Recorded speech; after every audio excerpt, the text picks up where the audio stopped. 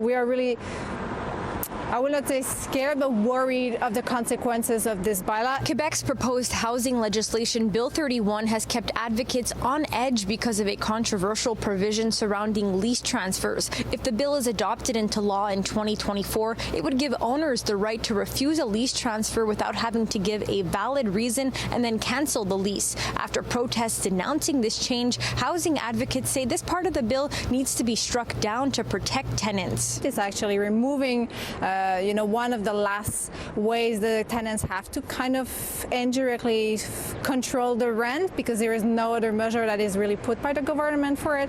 And it was also a way for some tenants to access to an apartment at a good price, and sometimes for even like tenants that were victims of discrimination. Currently, landlords can't refuse lease transfers unless they have a valid reason, like proving the new tenant can't afford the rent. Because the lease is directly transferred, then there is no loss of like the landlord that can actually increase the rent between the two tenants, which we know that is actually happening a lot. There's a lot of people that are worried that that they won't be able to find any affordable housing without the possibility of lease transfer. The government says under Bill 31, if a homeowner refuses a lease transfer without a valid reason, they would cancel the lease, allowing the tenant to leave without paying penalties. Political decisions have been going in the opposite way of what should be done.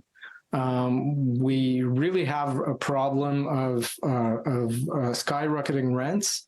And nothing has been made to address that. In fact, it will only accelerate. Other provisions of the bill include landlords paying evicted tenants the equivalent of 1 month's rent for every year they've lived in the dwelling for a maximum of 2 years. The Bill 31st could have been actually a real way to include more measure to truly protect and truly make measure against rent increase. Opposition parties have also been critical of Bill 31. Advocates say they'll keep denouncing it as the bill is studied in 2024. This bylaw needs to not pass. It needs to actually go down because there is no real benefit for tenants. In Montreal, Alyssia Rubertucci, City News.